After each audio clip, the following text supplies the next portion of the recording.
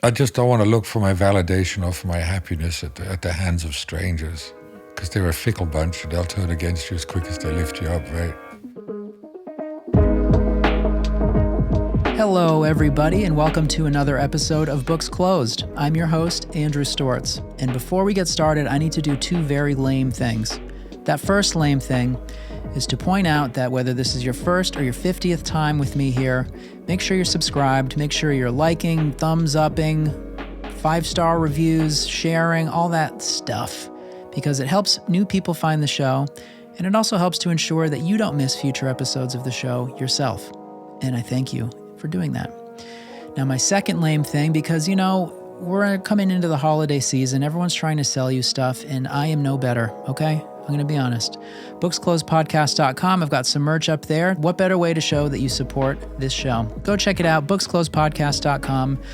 Oh, okay. Got that out of the way. And it's a good thing because this is going to be a fantastic episode because it is part 2 of my conversation with FILIP LEU. Last week, I put out part 1, and I've been getting an insane amount of positive feedback since then. And I want to thank you all, everyone who reached out and shared, and even if you just enjoyed the episode quietly to yourself. And I am so happy that you all enjoyed the episode as much as I hoped you would. This second part, it's just as good. We talk about the old days, about the new days, and everything in between. And the only way that these episodes have been possible are because of my fantastic sponsors. We've got Tattoo Dream, DOS M, Tattoo NECTAR, Black Dagger Books, and here is a very brief message from our first sponsor.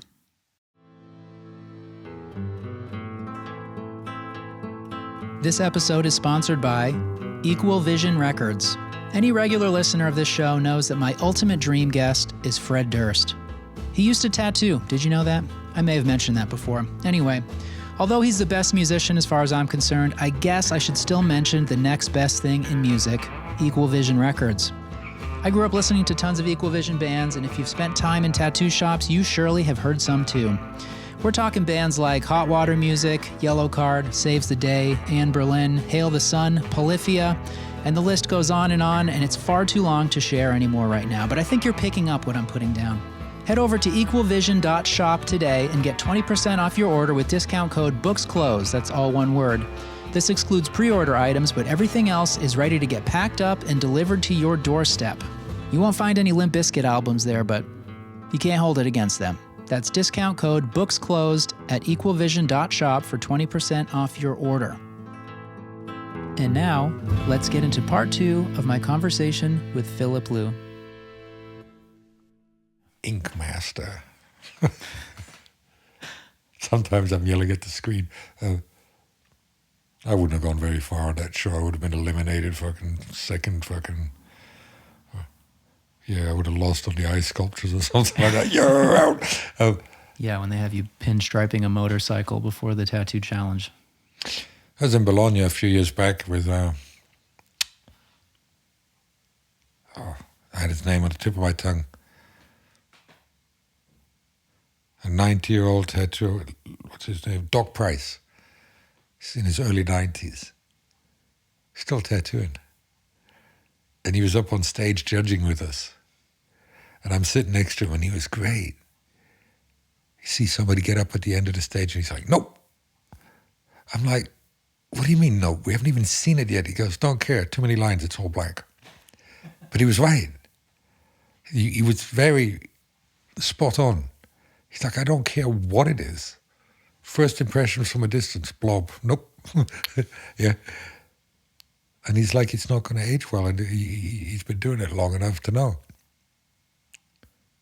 I did notice that in Ibiza in the 90s. We lived a couple of years in the early 90s on the island of Ibiza. A lot of British tourists there.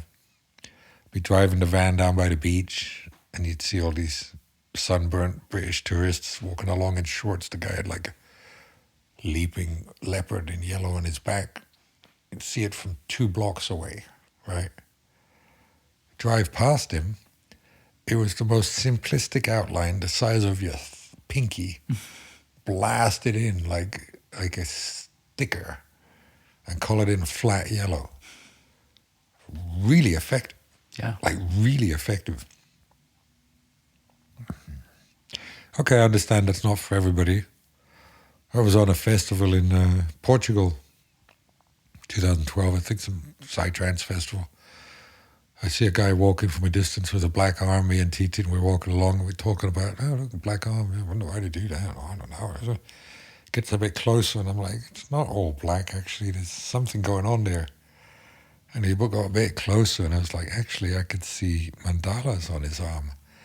And when he walked past me, it was all dot work from Z to head. It was highly detailed. And so I kind of went, yeah, okay. I enjoyed that arm in like 4 different ways. First it was black, then it was weird shapes, then it was mandalas, and now I see it's dot work.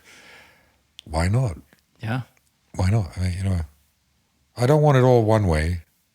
I don't feel compelled to follow the latest trend of the hyper-realistic full color, glossy lips with a little like water driplet on whatever. It's fine. I don't think the work I do is any less good because it's fast and simple. Simple is actually the opposite of easy. It's hard to make a really nice, clean, simple piece. Yeah, it's way too easy to overdo. Yeah, you can't hide. It's one of the best things of old school that's the most difficult, is you can't hide. If the line's off, it's off. Mm-hmm. I like the new old school stuff. I mean, the old school stuff where the tigers look inbred, I don't see the point. When they make it especially goofy and stupid looking, I don't understand the reasoning behind that. Why not make it look cool? Yeah. It's not that hard. It's just a... Limitation of the time, perhaps? No, definite style. Yeah. Choice. Is it easy to make something goofy rather than something cool? I don't know. Depends. I was drawn to drawing skulls and demons because it's easier than pretty women. Right? Yeah. So it was a place to hide. Mm-hmm. Are there any newer styles or newer stuff you've seen that you really are drawn to in any way? Good graphics, the Steve Moores. Since I do love comics, comics were a big part of my childhood, and I do see my tattooing as more of a comic style of art rather than a oil painting. Comics have good guidelines, the solid outline, solid black and white contrasts. Rules of comic books could be really well applied to tattooing. Yeah. So I like what I see. I suppose they call it new school. Minimum use of pig colors, a good use of empty skin, but very high-tech graphism. I was drawn to that. James Tex, has so many names I don't even know, but I like Joel Ang's work a lot. I'm less interested in the geometry. Some good stuff being done in that. Gakin and his friend, I forget his friend's name, insane 400-hour bodysuits and stuff of high detailed graphism, which is cool. I'm not inclined to want to do it. I feel like that's kind of like conceptual work, like you were talking about earlier. Yeah. I like when I can recognize somebody for his style, which is a hard thing to do today since we're more and more. Yeah. And it seems quite sad that if you do perfect Marquesian tattooing, you're lost in the mix. Mm. Yeah, you can be too good or too sharp at something almost. Then there's a whole bunch of them, and then you don't know who's who anymore. Or if you're a perfect copier, like doing skulls out of an anatomy book and you do it perfect, suddenly you don't have a style anymore, right? Yeah, well, that's like a technical feat more than an expression. Yeah, so... It's like Frank Zappa we were watching last night. Yep. All the mistakes, that's what defines us, right? Yeah. Or it's that old saying I heard that if you do a mistake long enough, people end up calling it a style. Yeah. It's very true as well. That's what I told myself when I first started, and I was making mistakes that were not stylistic. Yeah. At a certain point, you can start believing that. I was so pleased with myself every decade, if you will. I thought I'd gotten somewhere, and now I look back going, where would I? Just my water, how it's evolved. If I just, one day it'd be interesting to just find a water every year. and just see the changes. It's gotten bigger and simpler and bolder. Is that a deliberate choice? Yeah. Do you look back and you identify What I don't like. Yeah. Yeah. What I see is, it's unfortunate. It takes a while. But yeah, the water that was too small and too tight is now closed up, and it's not got enough white in it. Mm-hmm. Yeah. Too busy. I mean, my work was so busy, and it's getting simpler and simpler. I think that's what's so striking about it, to see a full back and it's like one wave. It's so much more powerful than even the most cool, interesting drawn waves. Obviously, if there's too much of it, it doesn't have the same impact. And hearing you talk about influence from comic book art, it makes a lot of sense. Yeah, I mean, tattooists that were influential to me, Ed Hardy, after my father, right? Hardy, Horiyoshi, Horitoshi Kuronuma, the Dutchman, Greg Irons, fucking Luke Atkinson, Paul Booth, where I tattooed nothing like Paul, but I learned a lot about contrast from the man. I enjoyed trying to figure out what it was that I liked about his sleeves, and then I realized he's very good with contrast. You could take a normal Japanese sleeve the way we see them today, with all the water and the splashes, and lay a very light film of gray over all the water bars and leave the finger wave skin, and it'll jump out at you, right? Mm-hmm. The simplest of tricks. Just remove very light tone of gray on anything that's not a finger wave. Amazing contrast. I had to hang out with Paul and look at him work to figure that one out through him. That was one of the reasons of art fusion. Why I enjoyed it and why I endeavored to do it for the bunch of years we did it was I started to realize that artistically, back then there weren't that many art school graduates in tattooing. We were all self-made artists, and we were all incomplete. It's like if there was 12 steps, I knew 6, he knew 4, he knew 8, yeah. And by getting us together and working together, we hopefully had all 12 steps sorted between us to be able to create a good piece of art, because there are rules to the game. Color compositions, color contrasts, all these different things that are like knowing your scales in music, right? Understanding tricks in sound engineering. If you don't know the basics, the simple things, you'll struggle. Right. And we were all rather incomplete as artists. We're all specialized in some things and are very weak in others. And that was fun with the art fusion, that when you got the right mix of people together, so you made really good art. The best of everybody put together. And then you can all take that forward with your own stuff. Yep. Hopefully you pick something up and you understand, because it's by doing that I learn. Mm-hmm. Reading is the worst way for me to learn something. Watching is better, but doing together is really it. That's where it clicks. Guy, I did a couple of paintings with Guy. Really fun guy to work with, Guy Atchison. Really good teacher. Yeah, I really enjoyed working with him, and I walked away with a bunch of learned those things from him just in one painting. Yeah, it seems like he's put a lot of focus into teaching and sharing over the years, to the point where I'm sure it's sharpened his own awareness of why he does what he does. Yeah. But he's good. Some people are good at sharing knowledge. He's got a gift. Other people are a little tighter. You got to hang in there, and they don't know how to explain themselves, so they can only show. Mm-hmm. And you have to have the aptitude to pick up. And other ones are just impossible.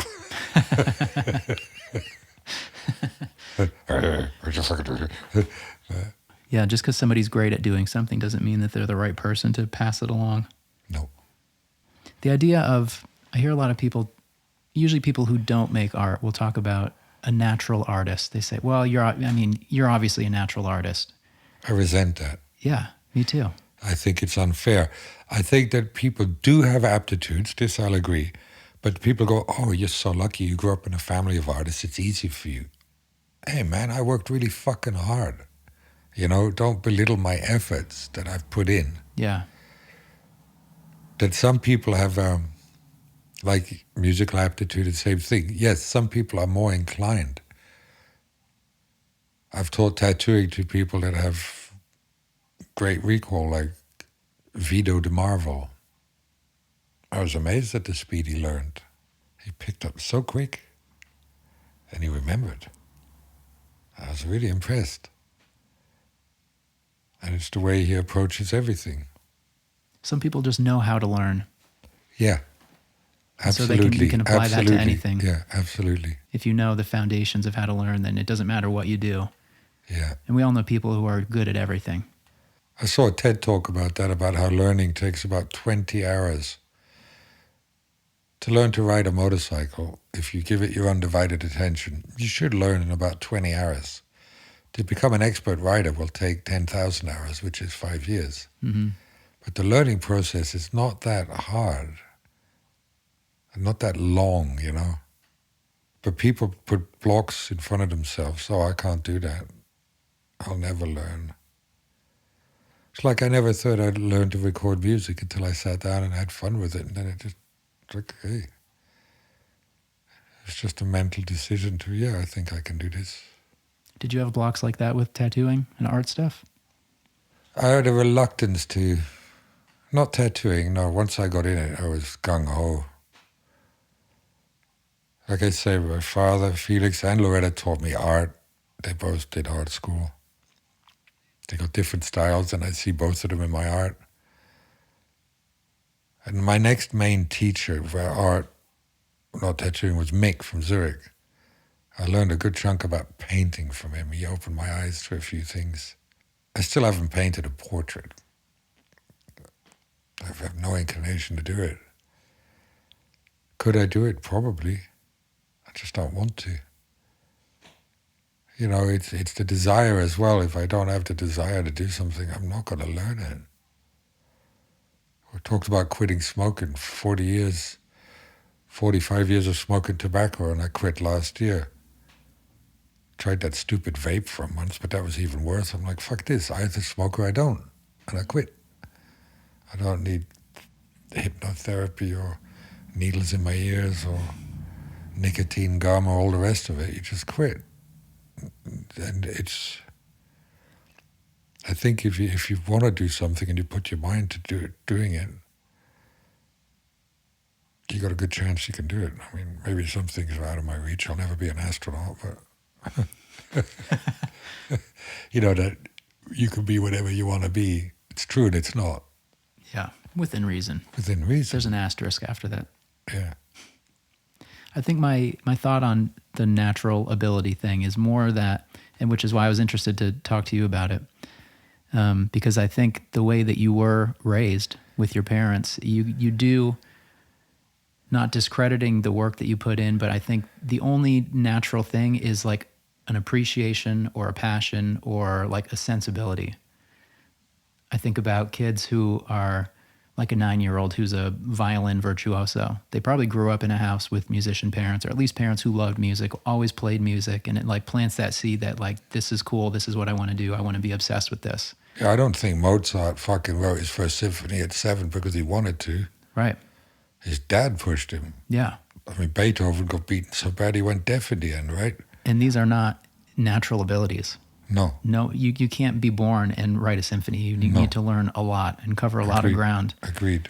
And yeah, I agree that it's like diminishing to efforts that people put in.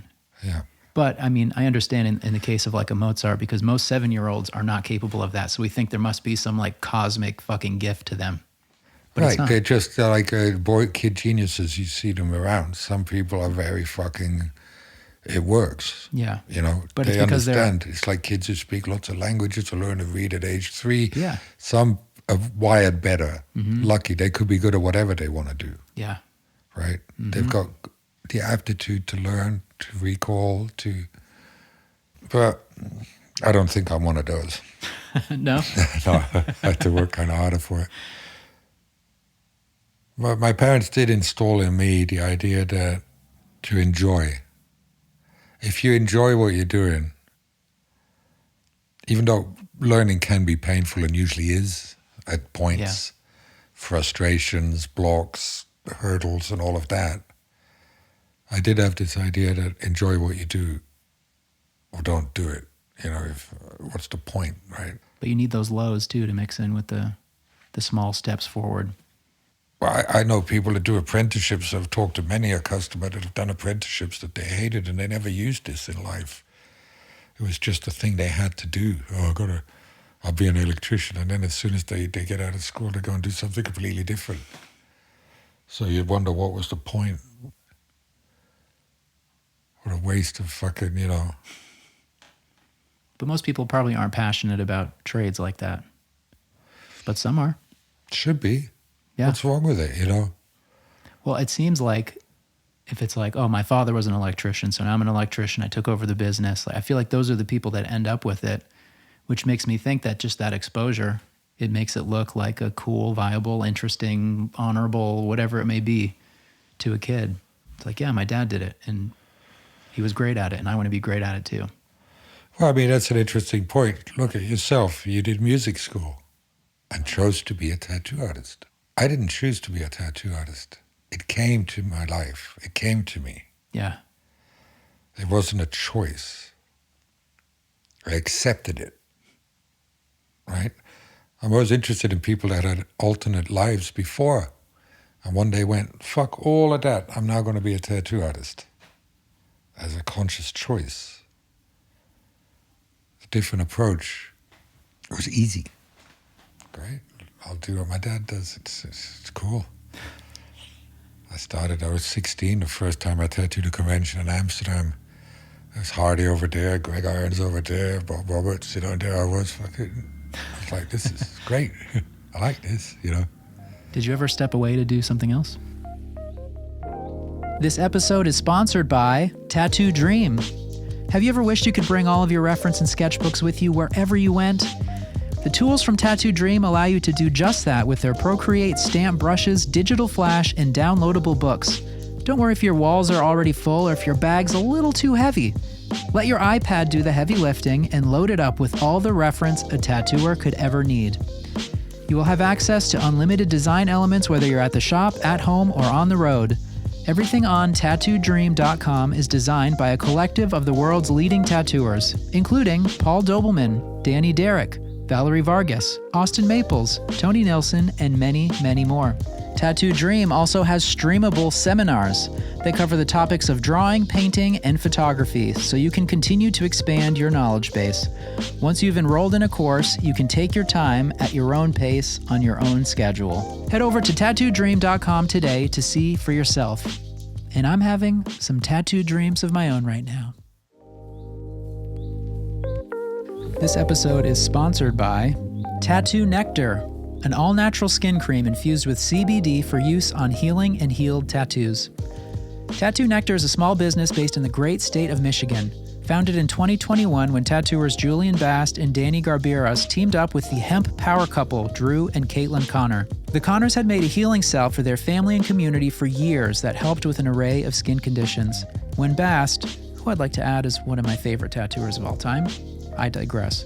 When Bast used their salve to heal a tattoo, he was blown away at how it helped that healing process and instantly thought about the benefits that it could offer to his clients. Long story short, they all teamed up, worked to fine-tune the recipe to really make this the perfect product for tattoos. These are high-quality ingredients packed with 5 times the CBD of other brands and lab-tested to ensure your safety during use. There were no corners cut here, and you can read all about the specifics at tattoonectar.com. And while you're there, use the discount code BOOKSCLOSED, that's all one word, BOOKSCLOSED for 20% off your order. For shops or anyone interested in wholesale inquiries or any other questions, use the contact form on their website. This is a thoughtfully crafted product made with love and care by the people who know. So do yourself a favor and do your clients a favor and get some Tattoo NECTAR today. TattooNectar.com, and that's discount code BOOKSCLOSED for 20% off your order. Did you ever step away to do something else? Yeah, after my first 10 years, 93, I flipped out. I've been working in California. I did New York, California, India, and I just burned out. And I went, I can't do this anymore. I'd been pushing myself really hard, and I just flipped. And I went, I'm out, I'm done. Fuck tattooing. I couldn't stand it. I wanted to stab people with the machine. I had no patience for it. I decided I wanted to be a musician. Moved to Spain with my brother and Titin on the island of Ibiza. I got a small house and did music for a year. An hour of scales every morning, and we had a set, rehearsed a set, write songs, play. It took me a year to get my head out the first layer of the clouds and start to look around music and see how much there was to learn. And by the second season on the island, I was tattooing again. It took me a year off. I started dreaming about tattooing, and I said to her, what are you doing? You got 10 years in. And now you're trying to join a profession which is even more competitive than tattooing, right? Mm-hmm. Ridiculous. So, go back to what you've started. And I came back with fresh eyes, and I treated myself a little better. Worked a little less hard. I mean, I stopped pushing in 2020. 2019 came to a cusp. I was doing 9-hour days. And it just, my shoulder crapped out. I got tinnitus and arthritis. I was in bed with like a broken bird for 3 months and horrendous pain. Like serious, never had pain like that in my life before. Scared the shit out of me. Then another 2 months off, and then I did 2020. I tattooed 6 months, like not more than an hour and a half, 2 hours a day. Next year, 3 hours. Now I might do 4 tops. But I don't push myself like before. I can't. My body won't do it. Because I really got into it. I mean, it was, filling in 2 legs with black and white water in 3 sessions. I mean, it's madness, right? Like crazy stuff. Yeah. All these anesthetics that hit the market, people showing up with their pockets full of cream and crap like that, Sprays and topicals and all the rest of it. It was doing me in. You can't even get them to tap out. No. They're superhuman. Superhuman, yeah. They're all creamed up. Oh, man. Do you worry about the future? I mean, it's just the reality that our bodies don't get better with time. Oh, my future. Yeah. I'm 56, 66, 76. It's getting hard around then, I reckon. I reckon I could do another 20 years. No big deal. Just adapt, space myself. Maybe I'll end up using the dildos, who knows? For the moment, I'm still a bit of a fool. I like to do big work and get it done. I work standing up because I can work quicker. I don't have backaches anymore. I get ankle pain. Yeah, beat up a different part of your body. Yeah, well, I enjoy work. I don't work, like I say, I don't work like before. Yeah. I guess maybe, and go with me here, it's a controversial idea. You tattoo so many tattooers, you get the lines in, you do a little work, and then you pass to the machine. Say, can you just fill this part in for me? I'm going to go have lunch. No, I've actually said, get your friends to put the color in if it's like they live at the other side of the planet. I'm like, I'll even give them a fucking printout with the colors I want done in it, It's very generous. Well, it's better to have the piece looking good than unfinished. True. I'm not so territorial. Like, some people get super uber touchy if you go near their work. It's like, how dare you touch my tattoo? It's like, chill the fuck out. It's not even yours. It belongs to them. Right. They can do what they want with the work. They paid for it. Mm-hmm. They wear it. If somebody would come in with a full line job from somebody else who wants me to finish it, I want to know why. Yeah. I might even want to talk to the guy who did it first off, just to be sure. Yeah. Because I'm not out to hurt people's feelings. But I'll finish it. If I work around other people's work and there's colors falling out, I'll fix it up. It's, you try and make it look good. Yeah. That's the objective. If there's some people are fun to play with, Mick, Luke, different ones like that, where I can blend my work into their work and you don't even know it's somebody else, you know? Yeah. That's super successful. That's nice. Mm-hmm. Yeah, I'm all about making sure the piece looks good. Because that's the whole point. To me, that is the point. Not into the apprentices, really did that a little bit. Even though I help a lot of people more loosely. I'll give advice and guidance and stuff like that. I've got a bunch of people that I see regularly that show me their work and I tell them what I think, so it's not in a formal apprenticeship. Just plant the seeds and let them water it on their own. Found that out about, secret knowledge. Secrets, if the guy doesn't have an aptitude, you can tell him the secret, it ain't gonna make a difference. If he doesn't know how to put it to use, it doesn't matter, right? Mm-hmm. And if he does, improve the profession. I'm still of that mind. Some weird attitudes I've heard people talk about. Oh, don't listen to him. He uses the old style machine. He doesn't know anything. Really? Really? Mm-hmm. Stuff like that, it's like a shield. Or somebody feeling like maybe they're falling out of the rat race a little bit, so they need to put a reason to why people are catching up. I've deliberately done it over the years where I look at some people's work, but I don't spend time scrolling through other tattooers' work. I don't want to get sidetracked. I don't want to get influenced. I want to stay on track of what I like and what I've been following for a while. And there's so much information out there now. It's insane, right? Yeah, I wonder where the breaking point is where it's too much. Where we get sucked in too much to just taking it all in where it's not doing anything anymore. Well, you lose yourself. I don't know. You've watched me over the last day or two. What do I watch? A lot of garbage when I'm drawing and stuff. I put on the lowest of the lowest crap on YouTube. The dumbest humans on the planet, I usually find it distracting and amusing. But that's like background. Yeah. I feel like that's almost like a cleaner deal than just scrolling through tattoos. Sometimes I feel like I get sucked in and I'm just like scrolling and I'm seeing all these amazing tattoos and I'm like at the forefront of my head, I'm like, this is great. I'm researching, I'm learning, I'm seeing different things, but I don't think it's not helping a lot of times. Well, I mean, when it comes time for you to sit down and draw somebody, do you access these memories? Do you remember a thing you saw that you liked and you want to try? I'm sure I do, but probably not proportionally to the amount of time that I waste.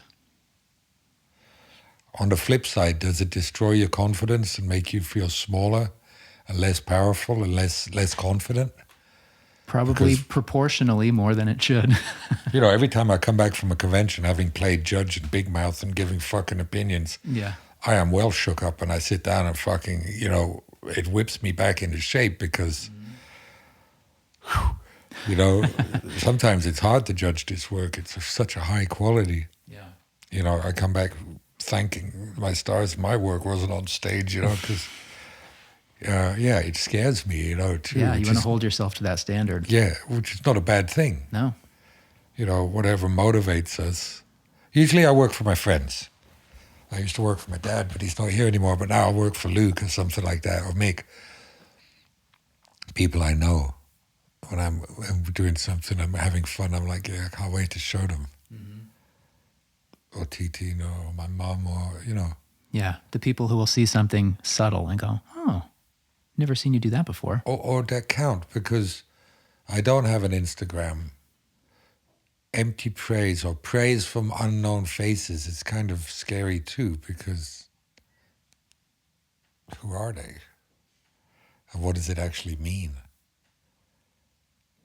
I saw this one influencer, I'd done a London show, right? So scrolling up for YouTube, I find this chick, I'm going to the London show, So you see her at her house and getting ready and the duck face and called an Uber and the Uber and then on the train, I'm on the train, and then she's outside the convention in the long line and she gets in and oh my God. And it was interesting to see the convention from her point of view as an outsider, because we're on the inside, right? Mm-hmm. Huge and noisy and scary, and she waits for a friend and then they go around like, ooh, and the booth, and everything's amazing, amazing, amazing, filming all these things, random shit. Gets a little tattoo, it's amazing, and then goes downstairs and buys some tattoo clothing, and it's amazing, and then she goes to McDonald's and it's all amazing, and then she goes back home and it's amazing, and then I found her next blog and it was her going to fucking some shoe shop and everything was amazing, and I was like, her opinion of what I do doesn't count as much to me as a friend of mine who knows my work, right? Sometimes people don't even have an opinion because they're so wrapped up in like being the storyteller, and Or everything was on the same level for her. Mm-hmm. From the fucking cheese chips she got, to the tattoo she got, to the weird belt she bought, to the, you know, it was all the same. And that's why internet content like that cannot last. There's no substance to it. Yeah. But it's hard because somebody who's critical of things, that can also get old if somebody's like overcritical of a lot of things. So it's just like a weird place that we're in, where we're trying to like appease that kind of, like the same person who watches her videos. Maybe we want them to watch our tattoos or the videos we have to make of our tattoos or whatever it is. And it's like a weird clash of... Well, that's why I chose to be a voyeur as far as the internet goes. I don't have Instagram. I've never liked a single thing in my life. I've never put up a public comment in my life. I've never interacted with anybody online at all. I'm a ghost. This episode is sponsored by DOS-M. Over the last couple of episodes, I've told you about some of the different services offered by DOS-M. Well, they also specialize in building custom websites. They actually originated as a response to seeing business owners getting ripped off by other crummy website companies. Unlike those other companies, DOS-M doesn't lock you into contracts to keep you on the hook forever, and they even offer complimentary training sessions so you don't feel lost when it comes to maintaining the website on your own. Every custom website built by DOS-M is unique to you to best represent your brand and style while emphasizing performance and functionality. Fun fact: most web users will only visit one page and spend less than 1 minute on a website, so every second counts. Head over to digitaltattooers.com today to set up your free consultation, which is normally $500. And because you're a loyal Books Closed listener, mention this episode and you'll also get 50% off all DOS-M services with a $1,000 credit right off the bat. All you have to do is reach out before the end of 2023. This is an amazing value to help you start doing more for your business, and it's all at digitaltattooers.com. This episode is also sponsored by Black Dagger Books. Every month, they release a book that features the artwork of a different tattooer. These are jam-packed from cover to cover with art from some of the hardest working artists in the community. You'll see some of your favorite artists featured, as well as learning about some new ones that will blow your mind. Finishing up their 4th year, we've seen books from Freddie Corbin, Chad Keplinger, Chris Marchetto, Heather Bailey, Marie Senna, and the list just keeps going on and on. The best part is that these are available as a subscription. For only $25 a month, you get the new issue shipped to your doorstep. It's inspiring. It's supporting other artists. It's a tax write-off for you tattooers. But really, it's a celebration of the art and tattooing, and it's leaving a mark as one of the coolest collections in our culture right now. And this is a very easy message for me to deliver to you because I have bought probably every book that Black Dagger Books has made. Head over to blackdaggerbooks.com today to check out the pre-order that just went live for their new book, Memento Mori, and to sign up for your own monthly subscription. I'm quite interested to see the way the algorithm treats me, because the algorithm can only suss me out by what I choose to consume. Right? It's trying to tailor the ads to me. Yeah. It's trying to understand me. And it's not on point, really. It keeps missing. It's selling me stuff I'm not interested in. Yeah. Right? Which I find interesting. Yeah. Because I know that there's this algorithm trying to suss us all out, right? Well, it shows how important what we put out is the big piece in that puzzle. Would you find that the ads are tailored to your needs or desires? Do you get ads on camera equipment? Of course. Right. So it's my mother gets ads that are tailored to the kind of dogs she owns and all the rest of it. I buy stuff from social media ads increasingly more because they are that good. Right. I see one thing, it'll be like, camera stuff. All the tattoo stuff, it's all numbing creams because that's what's being marketed to people. See, I don't get that even. Yeah. I get ads to shave my balls. What is it called? Manscaping and stuff like that. These weird stuff. Like, why would they be selling me that? They probably cast the widest net of all these things. It's like so unspecific. It's like, do you have balls? Well, half of people in the world, I guess, do. I do get a lot of conspiracy, like self-help, Yeah. those kind of ads, like how to reach the Palladians and how to Yeah. Well, based on the consumption. wacky stuff that you're watching. Yeah. But so that's one of the reasons that I've chosen not to participate in that world is I don't, like praise is something I've had to learn to live and deal with. If it gets showered on you, it's difficult to cope with. Mm-hmm. It's to put it in the right place, you know. Maybe it's not directly about me, but the image of me, right? They're happy to meet me or to have been able to come and see, but they don't know me. Right. Not to take it to heart that much, not to really think it's that important and, you know, put things in the right place just to keep your head straight. Well, not being present online is interesting because it's easy anyone can assume anything about you. We can all follow your work for our entire careers, and then we make up who you are. Perfect example of this. So a bunch of years back, we were in a museum in Geneva doing an art fusion. There was a bunch of us, like 12 of us. And we did 5 days, and they opened it to the public, and we had thousands of people come in and watch us. We had a big line, a rope. We're doing the 4 Riders of the Apocalypse, like big mural size. Paul Booth, Sabine, Robert Cinciara, Titin, me, a bunch of Italians, Pinuccio, different guys. And at one point, this little Italian guy goes, scusa, and he bangs me on the shoulder, and he says in bad English, he goes, "FILIP LEU is here." And I went, "Yeah." And he went, "Oh, good." And he ran off. Yeah, he's over there. He was so happy as he ran away. I thought, oh. So he's happier. It's funny to think, who did he think he was looking for? What did he expect you to be? I never got to follow it up. Ching told me a funny story. Orient Ching, that the first time he met us on a convention, he waited like an hour to get a photo with me. Ran off to show his friends, and they all went, "Nah, mate, that's Ajay, that's his brother. You got the wrong one." He had to come back and get another selfie. Cool dude, Ching. I like him, like his work. That one front piece he did with the big yellow moon and the samurai guy with the snakes, that's one of the best suits around. Has been for years. I really, really like it. It's so powerful. It's so clean. Did you ever borrow that composition? Not to that scale, no. Ching is on a level. He's funny too. He said the first time he saw my work, he went, "It's crap, I don't like it." Because he was into details. And now he said, now he likes it and he does that style. He's even gone further than me in the sense of simpler and bigger and bolder. And I mean, isn't that always the natural progression with this kind of stuff? Yeah. I really like it. That it evolves. And Bill Salmon was very conceptual like that. We did that big hanya on the guy's back, the one that took the hole from the ankle to the elbow. Still the biggest hanya ever done. He dreamed it all up, Bill, in his mind. The one with the horn up on the arm? Yeah. He's been in recently. I colored it in all orange, just the hanya. We did the hair green the other day. The thing is now full color. Wow. Years and years later, he used black and white for so many years. It's now turned into this electric Kool-Aid fucking neon madness. Yeah. Fun, that. First time I worked in San Francisco, with Bill.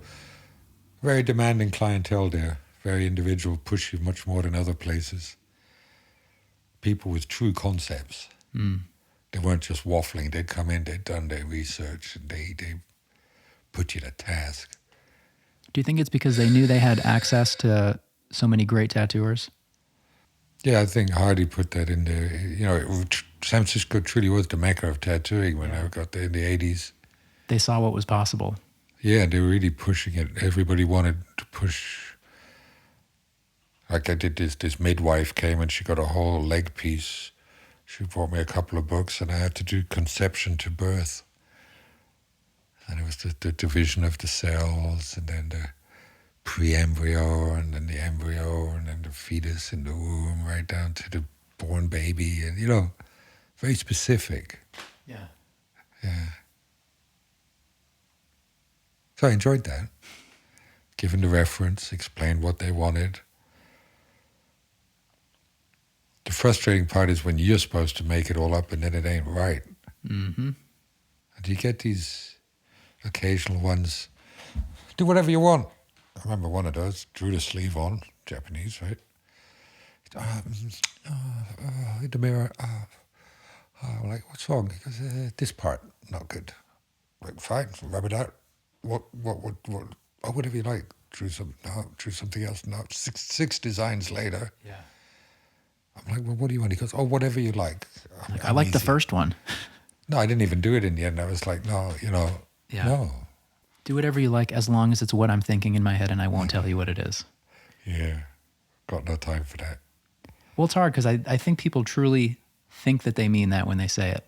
Especially coming to someone like you, they've seen tons of your work. They think, man, he doesn't miss. But then they see it on them and they're like, oh. And maybe, like you were saying before, they can't actually see it. They don't see what you see. It, yeah. And maybe sometimes it's as simple as that, where they would love it, but they just can't see it. Well, that's why this iPad, which I was, you know, never use an iPad. I was one of those. And now we're like 3-4 years in, and I use it all the time because it's fucking great. You can really show people what you're thinking fast. Mm-hmm. You got that playback thing that shows you how long it takes, your time-lapse video. Yeah. Sometimes I look, I feed a guy's arm in the machine, 3 views, and I sketch on it. Under 10 minutes. And he has a full visualization of what I'm talking about. So yeah, very handy tool. Very Yeah, it handy. helps. When you can be confident that you're giving them what they want, there's like nothing to worry about. But then they've already seen it, so they see it when it's done. They're like, it's better on the iPad. Colors were a little richer on the iPad. Yeah, but once again, back to the kind of people I work with, I don't tattoo impulsive people. They wait many months to come and see me. Yeah. So by that point, all that's done with, you know, Sure. it's They're stoked. they're committed, they're decided, they're raring to go, right? Yeah. Which is nice. They're creamed up. And I do my best to deliver. Do you feel more pressure now, or did you feel more pressure in the past? I felt more pressure in the past. I came to an understanding of where I'm at. I'm enjoying it. It's just tattooing. You know, people need to chill out. Yeah. This is sometimes it ain't that fucking serious. It really isn't. There are much more important things. This is a pleasure. Mm-hmm.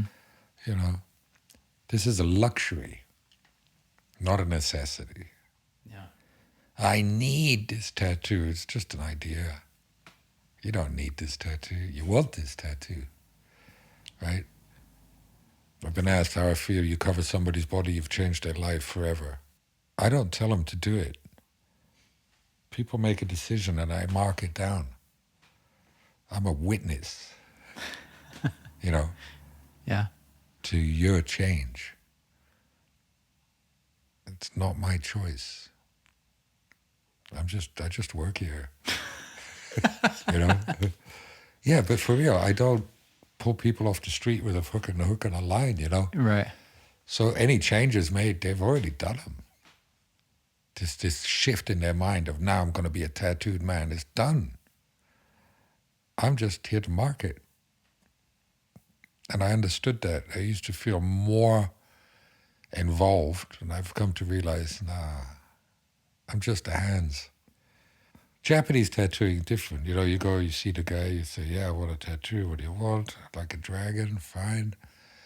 You know, they talk a few little bits about it, but then the tattooer does what he does. Mm-hmm. They don't nitpick and see prep drawings and tell them how to do it or anything. They take what the guy makes. I haven't had a walk-in for years.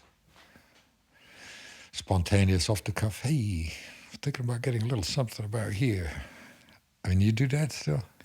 Not so much. I could see the fun and attraction of it. It's an adventure. It can be. It's like every day is a convention. Right.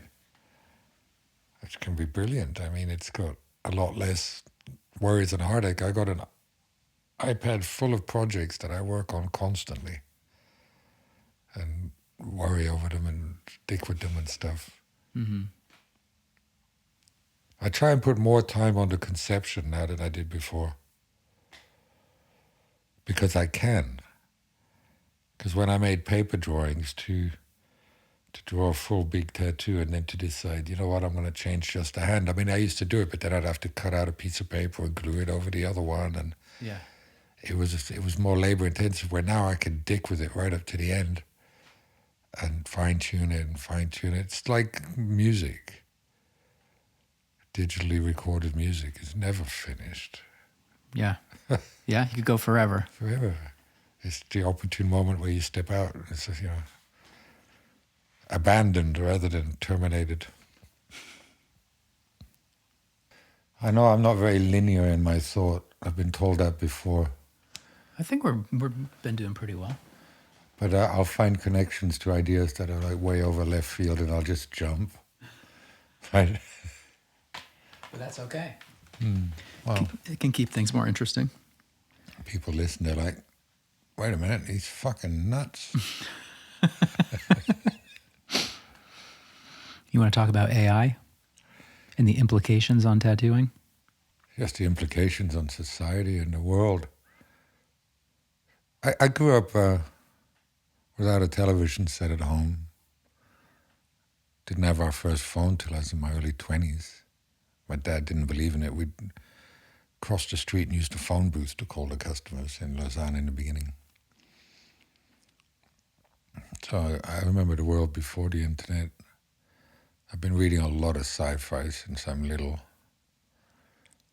And I don't have the doomsday view of AI like you hear a lot of people talking.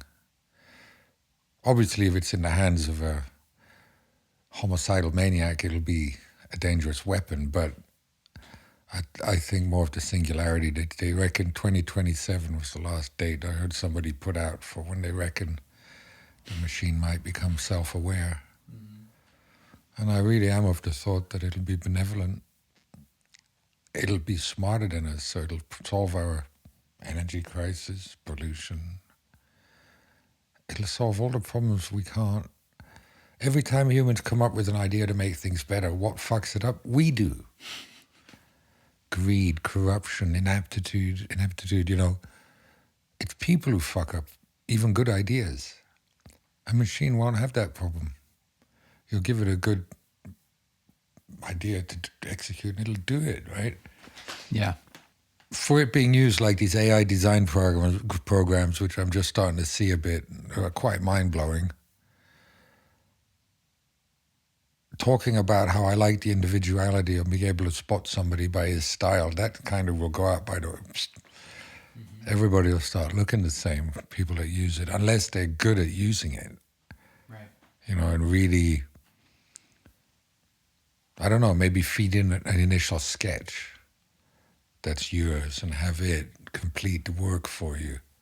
Maybe you could request a mashup of your favorite tattooers. I know, but somebody else could then do the same thing. You need a starting point that separates you from the rest, right? Right. I suspect that I've started seeing a few banners on the conventions that have been done with this program, because you see what's like a really cool banner and then you look at the work and it doesn't look the same. Yeah. That's the first time I thought of it. I was like, wow, that's like really cool artwork, the banner, The tattooing wasn't the same. Ultimately, how we get to the design, I don't care. This idea that I had, and a lot of people had it, and I went through it for a while, where if I didn't design it all myself, I was cheating. It's stupid. It's moronic beyond belief that I had that point of view for a while. It's ridiculous. And I've since changed and gone back to reference. And I don't care where the design comes from. If it's a good design, my job is to be able to see something and go, wow, look at that. That could make a good tattoo. Because it's impossible. How can I be good at drawing everything? It's just pointless, right? And so if people use AI and come up with really good tattoo designs, the customers profit. what did Horiyoshi? I mean, he was a big influence. He's one of the most prolific artists in tattooing. This guy drew it so much and painted. I remember when he looked at my work once when I was in Japan and he said, you want to do Japanese? And I went, yeah. He goes, don't bother drawing samurais and all of this stuff. Learn how to draw the background. Take the samurais out of books and the fish and the geishas and stuff. There's too much to learn. So use good figures from reference and study the background. That's good Japanese work is a good background, right? Yeah. Which is something more difficult for the AI to design for us. We're not quite there yet. Mm-hmm. You know, the flow and this and that, how to place the water on the arm and the clouds and all of that's really fun. But we're not far off from it being able to do that as well. But yeah, just to recap, I think if it improves the designs of the tattoos, the customers profit, that's good. I'm not against it per se. Yeah. If Da Vinci was alive today, he'd be using it. Why wouldn't he? Right. Yeah, it's an interesting thought. You know, he was into technology, using the light boxes and the camera obscure and the fucking projectors and all of this. That was used in the past. People think that the old masters didn't use projectors. They did. Mm-hmm. They really did. They had all kinds of tricks on how to transfer work, and it wasn't all free-handed. They weren't all that good. Right. I think it's easy to like romanticize the past. Yeah, but it's not right. There's this one with the glass and the light and it projects it and you can look through it. We got one the other day online. It was really interesting. Old tools. Will these new generation of tattooers be a little up shit creek when they don't have access to the internet and they don't know how to draw a butterfly for a customer? Maybe, yeah. You know? But maybe they'll know how to draw as well. Maybe they'll learn from it. I do see the occasional mistake where I realize that, like I saw somebody in Berlin doing a woman's head with a wolf kind of headdress, Indian style. And obviously the two pieces were taken from reference because they were very well drawn, but the alignment was off. Mm. It was like the chick's head was going this way and the wolf head was going that way. And nobody wearing a headdress in their right mind would wear the thing off to the side. That's style. But they wear it forward. But the guy obviously didn't see it because he didn't have that understanding of the art, what he was trying to do, which was shocking to me because but it was copying, it wasn't drawing, right? So copying something. Did find out with the art fusion, to jump for a second, that some of these guys that we tried to get to draw with us that were really good realistic tattooers declined. They wouldn't draw with us because they couldn't freestyle. They didn't want to try and play with us because they had no reference to work from. I would say to them, it doesn't matter, copy from memory. And remember, you spent hours doing this realistic work, just think of something you've done and try and render it onto paper, but they couldn't. Well, it seems like some artists that really dig into that stuff only, it's almost all technical skill. I mean, they're always interpreting a bit, but it's like to replicate. They're so dependent on having the thing to replicate. So, I mean, it kind of makes sense. Something Felix taught me early on was like 4 stages of a drawing. First stage, I'm drawing a face, would be just form and shape. Get the general shape and contours, more or less. And there you work a bit. Then perspective. You start adding in the boxes that show where the cheekbones are and the jaw, the little boxes for the ears, and you build this kind of robotic version of what you're doing. Mm-hmm. Then there's the finished sketch, the pencil sketch, which for all intents and purposes is pretty much the whole drawing right there. And the last stage is the inking, the rendering. And one thing I've noticed in tattooing a lot is people, when I ask them to sketch me something, or with the art fusion, they forego step 1 and 2, jump straight to just step 3 and 4. Because that's where all the invention comes, is in steps 1 and 2. It's where you play with the shape of what it's going to be. Mm. And it's like playing with clay. you kind of form it, right? Dragon heads, I like to start with just a silhouette of the shape of what I want to make. The head and the mouth and the jaw, and then I fill in the blanks. I build it where every single Japanese artist I asked to draw me a dragon started out with the knot in the middle, then they drew both eyes, then they did the nose, the whiskers, then the jaw, and they built it like step by step, which is a systematic process of having learned something, but it's harder to change and grow and have differences if you're always doing the same route, to build something. Yeah, you just know one way to get there. Yeah, so that was one thing my dad did turn me on to, Felix, about this spending time on the first two phases of something. And that's where a lot of invention happens and a lot of character can be put into something. And I think, people using even the iPad, if all they're doing is finding things online and tracing them off, you will learn a bit like that, but you don't understand the process, the mechanics of, you said it before, knowing how to learn, to teach yourself something, understanding the steps, right? Yeah. To break it down, to then build it back up.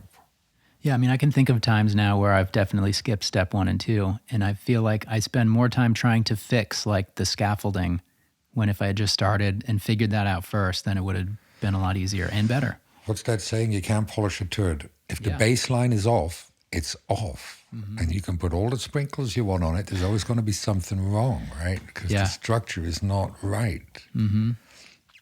And the more you draw, the more you learn. Like, if you can do a nice tribal sleeve, you can also do a nice water sleeve, fire sleeve, biomech sleeve.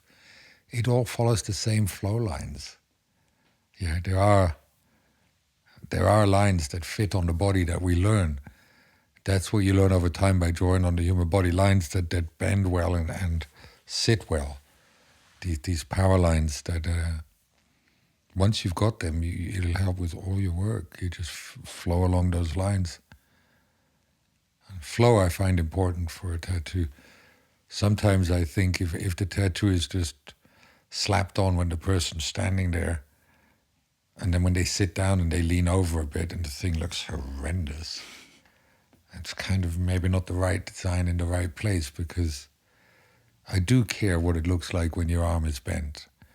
Because there's a certain amount of your life you'll be sitting around with your arm bent, and it needs to look good in that position too. Just like body design. Mm-hmm. That it's hard to do when you're just drawing on an iPad, because I've got years and years on the body and I still make mistakes on the iPad I have to correct when I'm on. I'm like, I screwed that up. It doesn't work. Yeah, that's an aspect of working larger that has still, like, it intimidates me every time. But there's just a few things to understand. And then, like, if you can do an arm, you can do a leg. A leg is an arm backwards, Mm-hmm. The buttocks is a real trip. Ass design is like fun because it's hard. It really is a hard place to do a good design that works. Standing and sitting and bent, and there's so much distortion involved. Do you think that that's the crux of the whole thing? And I feel like people's butts can be wildly different. Very. In a way that other body parts maybe aren't as very. Well, you get the ones that have the shelf, or you got the ones that slide in and out the same. It's almost the same coming off the top like the bottom. They're the best. Yeah. They're like the booby butt. They don't have the fold under it. Yeah. I wanted to make a book a while ago. It's going to be called Butt Pieces, right? And it was just close-up of butts. It never came to fruition, but it would have been a good coffee table book, like something to talk about, because a well-tattooed ass is a glorious thing. It looks really good, Yeah. And a poorly tattooed ass is... I've told this story before. I was in Japan and I was lucky enough to go and watch Mr. Kuronuma Horiyoshi II tattooing for a day in his studio. He had this beautiful little garden studio with a garden outside, and hidden, private, and he was an amazing artist, this guy. Like a really, really good. And he gave me some advice with an interpreter because I didn't speak English. I was 17. Told me it took him 2 years to learn scales. I'm sitting there with a Megadeth t-shirt on, thinking to myself, bollocks, won't take me as long. Boy, was I wrong. It took me way longer. I'm starting to get my head around it. Scales, the geometry involved. But I also enjoy scale work a lot. It gives all the dimension to your stuff and really shows what's moving away and moving forward. Because, the machine's only as smart as we make it. It's only got the capacity to work with its image banks. So I guess the more people feed stuff in, the better this stuff will get. Yeah. I mean, looking at our tools, it went hand poke, rotary, coil. I hoped it would move into like electromagnetic, no moving parts, no springs, just magnetism. My fantasies of a future machine.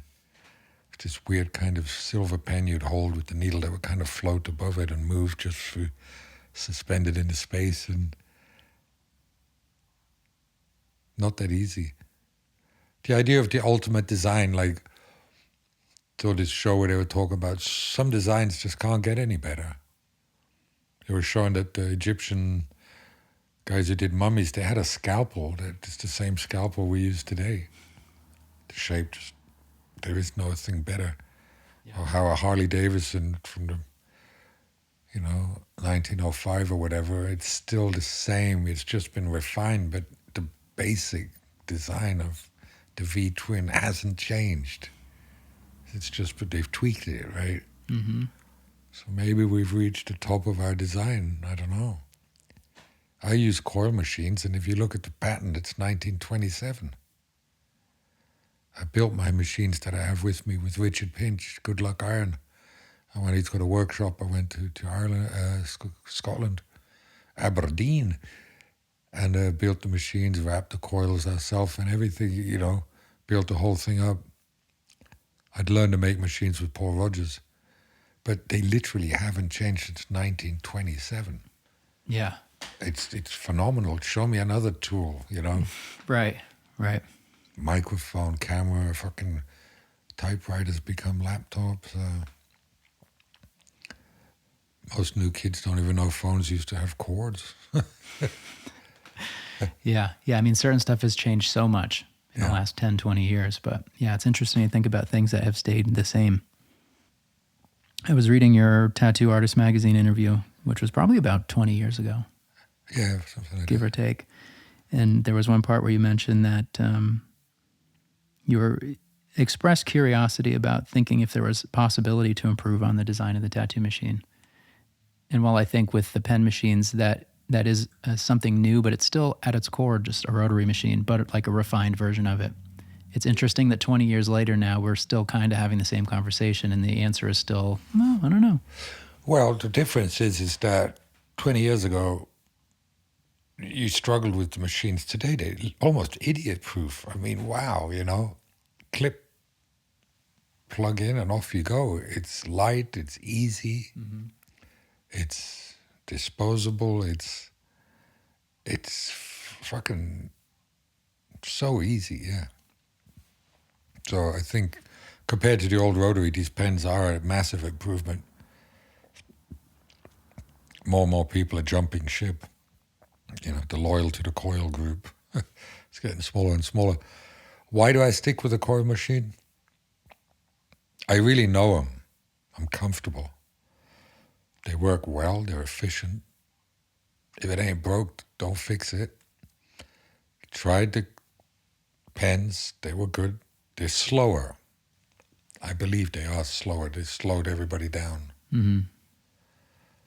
I don't know if I worked with them for a while, if I could really work as fast as I can with the coils. Maybe. I don't say no. But I ask everybody the time when I do the judging, and I am constantly blown away about how fucking long this shit is taking people out there.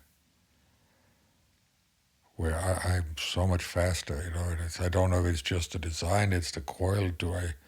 I don't take breaks when I work. I don't talk, but Derek's arm there, the one with the skull, that was one sit. That was under 4 hours, right? To do 2 skulls in water in black and white on a sleeve. Nobody's doing that with the pen. So I wonder why, right? I feel like there might be limitations to how big of a needle grouping that they're able to push. I got 30 something over there. Somebody gave me. I haven't tried it yet, but they seem to have quite big ones now available for the pen. I wonder how effective it would be compared to the machines that you're typically using. Like for you to compare the two would be interesting. Yeah, I need to try. I mean, there was the swash drive. You remember that one? The oscillating one. I broke that pretty quick. That was my, every time I get given one of these things, I try it out. I burned that one out in no time, flat. I haven't tried the Dan Kubing yet. I've had a lot of good return on that. Those are interesting. The ones with the armature bars and stuff. Yeah, and that it's weird kind of like side spring and everything. Yeah. It's an interesting, like, in-between, I think. Yeah, weird hybrid. But yeah, it hasn't gone forward like I thought it would, the machine part of it. Talking about technology, I'm sure that if this was really worked on, we'd have ink cartridges you could clip onto the machine so you don't have to dip. I filmed myself for fun in time lapse. It's what they do in factories to try and improve a worker's situation, right? That's why I have a movable table that comes near to where I work, so I don't have to lean all the way over there to get my ink. I only have to go here, right? Which cuts down the work time. I bring my table, it's an articulate arm, it comes right next to me. Yeah. But if I didn't have to dip for ink at all, take a third of my time off. I saw a video of somebody who made a solution. I saw it. He had this drip bottle on top, and tick, tick, tick, tick. It looked great. It disappeared. I didn't see any follow-up on it. Yeah. But to commercialize this, to make this accessible and easy, more comfortable too. When you're in the skin, the pain becomes manageable. It's the stabbing it every time that hurts.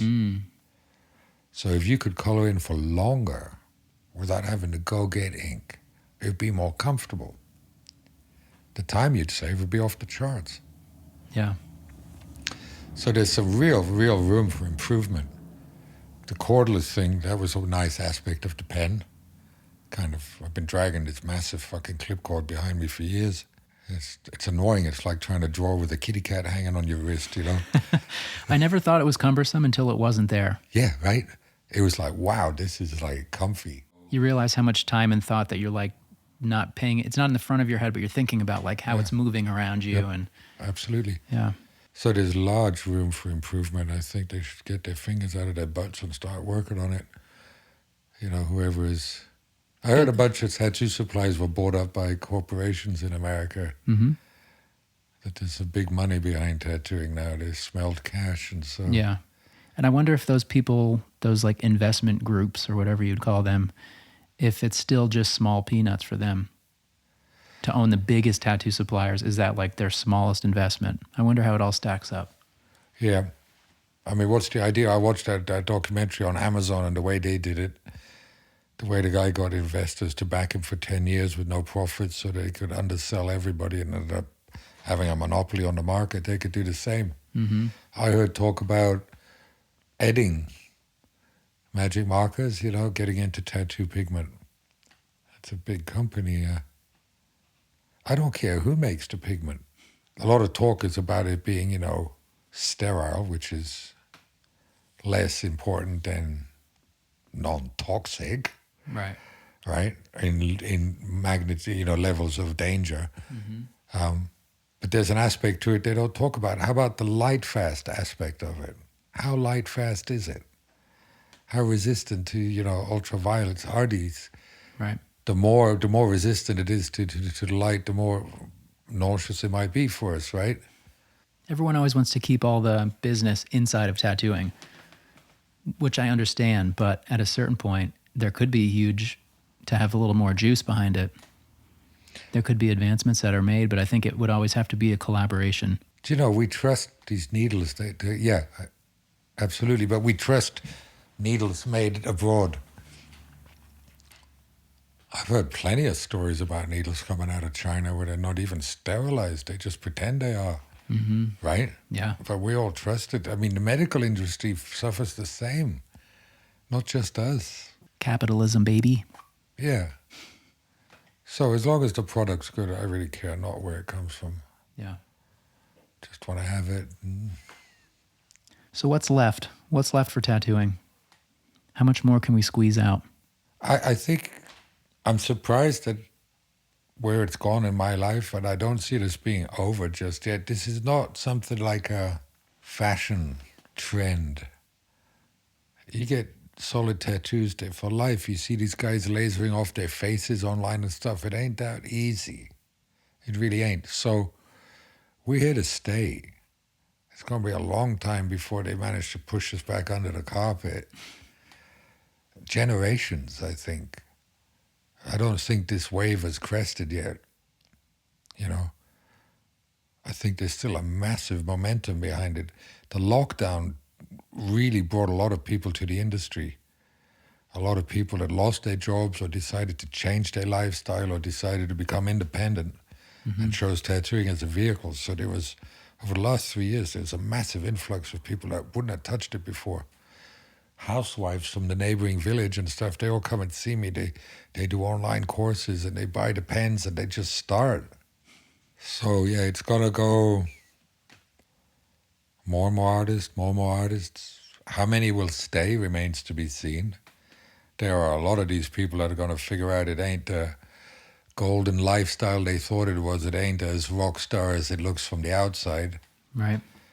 Because somewhere over the last few years, and I think maybe, you know, Ink Master and those guys did it, the idea of being some DJ fucking superstar mixed into tattooer, when those things got mixed together, being a really hardworking artist is not no rock and roll lifestyle. No. You're out in your shop, you're working, you're drawing, you're prepping, you're cleaning, you know, you're studying, you know, it's not this bling bling I run around in a Bentley life that I see portrayed online sometimes. I don't get it. Yeah. When did those two things get mixed together, you know? Instagram star, you know, tattoo artist. It's sadly not like that. And I think when these fuckers find it out, they're going to go, fuck this. This is way too hard. I think I'm going to do something else. So yeah, all these people running into the industry, I don't think all of them will stay. I mean, I've been waiting for you to offer me a ride in one of your many Ferraris that were parked out around the side, but Yeah, they're maybe all later. They're all down the shop.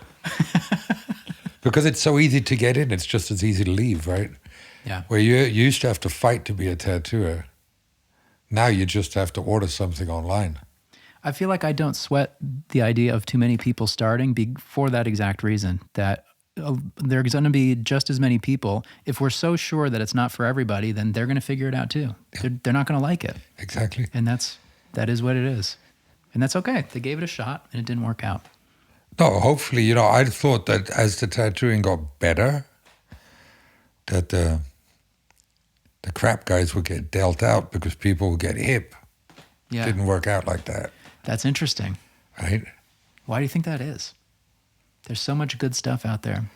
Because there's this, it's really, I think if you divide it into two groups, the group that want to get tattooed because it looks beautiful and they enjoy the visual aspect, and the group that want to get tattooed because it's a finger to mommy and daddy or society, or they want to make a statement, whatever it may be, which group do you think is bigger? I think the group that do it for the action is bigger than the group that do it for the visuals. Right? Yeah. I think that's why, because they don't give a fuck. As long as they got their tattoo and their buddies tell them it's good, they're happy. But for a lot of people, I think that's their springboard into learning more, because people learn over time what they like. Yeah. You know, it seems like a lot of people will get a handful of whatever tattoos and then they're kind of zero in them if they're actually paying any attention, which I think a lot of people do. I had a dude a few years back where I did the impossible cover-up. I mean, it was a back piece, both ribs, half-finished ribs, horrendous. He'd got it done over a few months period, like insane, by some scratcher in some small town in France. went to his first convention and realized how bad his work was because everybody told him. Oof. Got depressed, the whole thing, right? Damn. So I did my very best to try and fix it up. It was a lot of work. Yeah, he really rushed into it and didn't think. These tattoo schools as well, there's loads of them now. Close to becoming officially recognized. Like you mentioned yourself, this is happening where it's a government-recognized curriculum, you know, with a diploma, which doesn't mean shit just because you got a diploma. Yeah. It doesn't work like that, right? Right. I liked when it was more free. I remember being in the States and there was a bunch of people of some convention. I forget, they were trying to form laws, the Tattoo Association of something or other. And one of the rules were that if you didn't finish high school, you couldn't get an apprenticeship, which would have dealt me right out, right? Mm-hmm. I thought that was really unfair. I don't need to be good at ice sculpture to be able to tattoo, you know? I mean... It's true. No, I just think people should remember it's a public service job. We're here to make people happy, not just ourselves. Doing a tattoo so you get a good Instagram photo and lots of likes, fuck the customer, is just wrong. I think that's sad, you know? Yeah, I mean, it seems like that's what's distorting people's perceptions and judgments and stuff like that. Catering to this fucking phone and praise from somebody you don't even know, you'll never meet. There was an Instagram online fight with Ariyoshi a few years back. I followed that intently. And the people that would comment, speak with such authority. Always. And then you go and look at who they are. It's some 14-year-old kid from Des Moines, Iowa, that's in the model trains or something, and he's on this fucking chat giving opinions about something that was really serious and really painful for somebody I know. And I thought, shut the fuck up. You don't, you know, who the fuck are you to comment like that? I mean, should everybody have the right to say whatever they want, whenever they want? Power to the people. Did that work out? Is that a good thing, you know? Well, with the internet, I think so many people feel so far removed from the reality of any of these things that what I've found a lot is if people write some like pretty shitty comment or something, if I responded to it, they're like, oh, wow, I didn't think you'd write back. And then they change their tune a lot. Right. Because they almost didn't mean it, or they didn't mean it with that energy at least. Yeah, they just want to participate. Yeah, they just want to jump in. Yeah. But it's like, they don't even think you're a real person. Well, that's what's kept me off Instagram. Yeah, I know. I'm afraid what I'd say to the world at 4 a.m. You know, because That's smart. it's like, ooh. Because going the other way, like, it doesn't matter. Yeah, no, 50 years from now, we'll all be dead and nobody gives a fuck. I know that too. Yeah. Yeah, to not participate in that is, Well, I think, the obvious good decision to make. I just don't want to look for my validation or for my happiness at the hands of strangers. Yeah. Because they're a fickle bunch and they'll turn against you as quick as they lift you up, right? Yeah. That was something that stuck with me that Army James said on your podcast with him about how this industry will support you and back you as long as you're trying to get something together and do it. And when you fucking made it, they all want to rip you down. Yeah. And I that resonated with me in the sense of how quickly your fans Yeah. can turn around and bite you, you know? Yeah, and he definitely went through it. I mean, I had a small example of that. When I started using the iPad, I sent some dude did a request for a cover-up online, so I made a quick version of it on the iPad, drew on top of his photo, sent it back. I got a shitty response. I'm really disappointed. This is not what I expect. It's not the FILIP LEU style that we've grown to understand and love, and all because I did it on the iPad. Never mind my idea that I drew for him, found a good idea for his cover-up. That was not even in the mix. Yeah. It's because he didn't get what he wanted, the way he thought it should be done, because he wanted to put me in a box and say that's the way Philip does it. Right. Not the FILIP LEU style. I mean, what is he talking about? It's the version of you that he had had lived in his head. Yeah. But he was actually shitty about it. That's Needless crazy. to say, I didn't answer him. He was gone. Wow. Bye. That's crazy. Yeah. I thought, what the fuck? Really? But I guess it's good he revealed himself at that point. Yeah, we didn't have to go any further in the endeavor. But just the way he turned around and snapped at me. Well, there was another one. I can't answer all the emails. Me and Loretta try to deal with it. Sometimes some we just can't. And some dude wrote this fucking email, and there was something in it that didn't like the sound of it, and a little bit too psycho-disciple kind of. There was just something in it. Decided to think about it. It took a month. He got it right back to us within the month and fucking ripped me a new arsehole, called me an asshole and my shitty attitude, and he would never allow me to tattoo him, this whole thing, right? And I'm thinking, well, I was right when my first impressions, and he went and did the job for me, right? But he went from too much praise to too much aggression. He's a passionate guy. Yeah, very passionate. He's convicted. I don't know, he got so bloody upset and so nasty about it. Well, you shouldn't have been such a shithead to him, I think. Yeah, I know. Me and my conceited fucking attitude. I like people with more humor. There's always an overflow every season. And this a few years ago, this Italian guy, I said, look, I'm sorry, I'm full this year. You try me again next year. And he wrote back, he goes, you're not doing this to me anymore. It's been going on for 13 years. And I'm tired of it, so I need an appointment. I was like, okay, and I snuck him in. And he turned out to be a really cool guy. We get along. I've worked on him a whole load since then. But he had a sense of humor about it, you know. It's just, I've only got two hands, and I do the best I can. And well, like you said, it's just tattoos. yeah, chill. Like in terms of that stuff, like it can wait. If you want this, that your time will come. You just got to chill. Yeah. So basically what you're saying is tattooing is like over. That's what I gathered from this.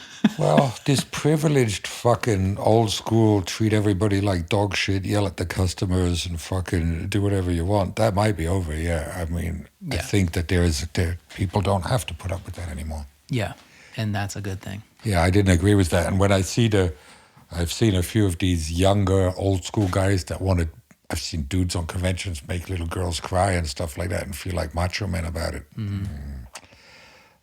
I hope there is no future for that because there's no need. There's no need. When people act like there's no chance they'll ever tattoo someone a second time. I don't get it. I don't subscribe to it. I don't like it. I don't like the Brutal Black project. I didn't like their approach. I disagree with the violence behind it. There's no need for aggression and violence. To say that if you want brutal style black work, it needs to be done that way, is just not true. I could do the same style without being brutal. You know, it wasn't right. They didn't force anybody. Everybody's free to do what they want. I'm free to not like it. It went against everything I've been trying to do in tattooing. Yeah. About how to treat other humans, how to be. Because we're in a privileged power position. We hold all the cards. We have the machine in our hand. We're the ones marking the other person up for life, till the grave. And with great power comes great responsibility, I believe, you know, and recognize it and be aware of it. Absolutely. And I don't like when I see it abused. I think it's wrong. But then I don't like when pseudo-gurus get into people's heads, or fucking fortune tellers, or all the rest of it, all this other shit that people subscribe to that's just whatever. I don't. You know, I keep getting these things in the letterbox, you know, Dr. Mabutu or whatever, you know, fortune teller can read you. If he really was, he'd know he shouldn't advertise at my house because I'm not going to buy anything.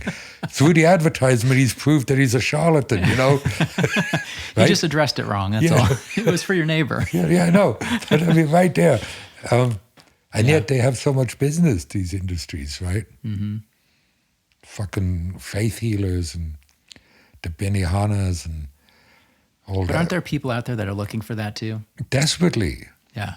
Desperately. I mean, I love watching American preachers fucking Paula White. Holy snapping fucking... The woman was Trump's advisor in the White House. She speaks in tongues, for God's sake. It's like way out there. Yeah. Look at the Those size southern of the... snake churches where Yeah. Look at but the other ones, look at the size. 16,000 people, fucking, huge events. And people flock to it. There's Jimmy Swaggart. He got busted doing crank off an underage male prostitute's stomach in some motel, cried a little bit on television, and they didn't leave him his following. He's still in business. Yeah, it just strengthened his grift a little bit. Wow, right? Like, holy shit. You got to, like, take your hat off in awe at the balls of these people. But that's the basis of all of it. Blind, just trust. Well, faith was defined by somebody the other day as the willingness to suspend critical thinking. You cannot think critically about it. You just have to believe, period. My brain doesn't work like that. Yeah, because I said so is not... It doesn't. No, it's not good enough, right? Yeah. I can't. I just can't. And would I like magic and mysticism in my world? Yeah, sure, I would. I've been looking my whole life, As of yet, I've found nothing that convinces me. Serendipity, chance, luck, all of these things, sure, yeah. But concretely, I have nothing that's swayed me. And there's a little bit of that in tattooing, I suppose. We forget what a mystical, magical thing this is for some people, to come and allow us to jab them in the fucking flesh and mark them up for life. It's right next door to a religious experience. And we tend to forget because it becomes mundane. It's our daily. And it's a powerful experience for a lot of people. And if done right, like Bill said, it's an empowering, it's a very, powerful and strengthening. People wear their tattoos like a badge of honor, like a suit of armor with pride, That's what I like in tattooing. Yeah. The empowering part. It makes you feel good about yourself. You feel like, nice, it's good, for whatever reason, which are very personal. Those are the ones it's hard to say, oh, it's just this, it's not. There's a million reasons. But yeah, when I see people getting off on their tattoos, I feel good about it then. Did a bodysuit with beat on a 50-year-old guy for a well-to-do family and a well-to-do job. He had 0 tattoos. Came in, he got 5 dragons on his body with his black and gray background, Japanese, full suit in about a year and a bit. Just finished him up a little while ago. He did the summer, man. He just wrote me an email. He had the most amazing summer on the beach he's had in 50 years of being alive. He was the queen of the beach. Everybody who came to look at him, everybody complimented him, and he's loving it. Yeah. It's changed his life. He can't, So that to me is makes me happy, That's a good thing. That's what it's all about. For me, yeah. Fucking up somebody's, so they hide in their room and don't want to go out anymore and can't see anybody. I'd feel terrible. Terrible. I want to live in a free world where everything's okay as long as you're not hurting anybody. You want to fucking call yourself banana, do whatever you want. It's fine, Tattoo your face, don't tattoo your face. Wear 150 piercings in your upper lip. It's fine, if swing from the rafters by the skin in your knees. It might not be something I'm into doing, but I wouldn't chase them out at the conventions or try and separate too much. It's one big crazy family. There was a talk I remember in the 90s about not allowing facial tattooing or piercing on the conventions and stuff like that. It's kind of impossible to segregate and separate. We're all trying to be outlaws, and we're going to make our own laws. Right. I guess that's always possible. It's always in the cards after a certain amount of time.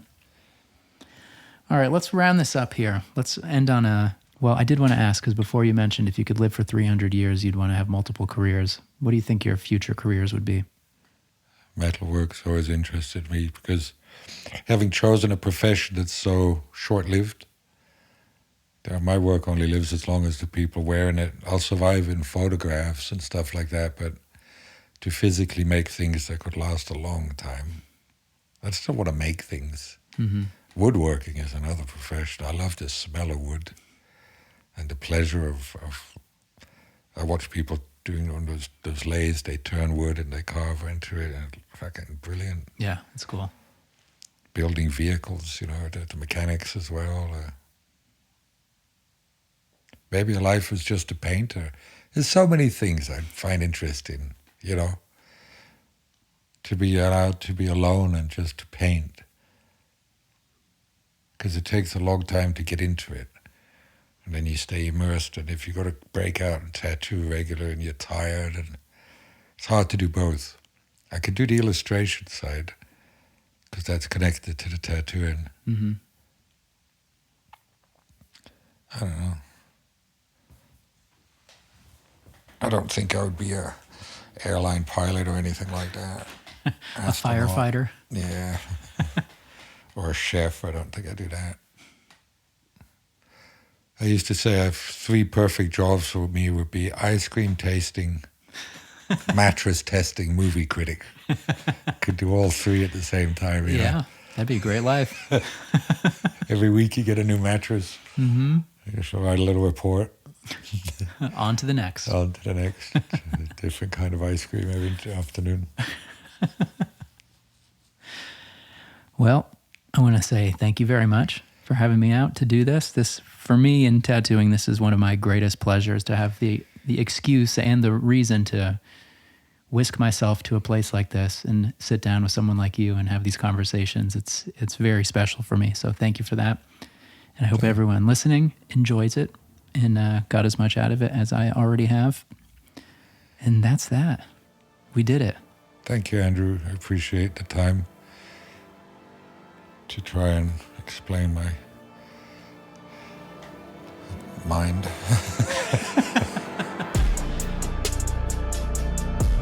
Well, you're here at the end, and you really can't say I've never given you anything, because over the last 2 episodes, you've gotten 3 hours with Philip Leu, and I wouldn't have it any other way.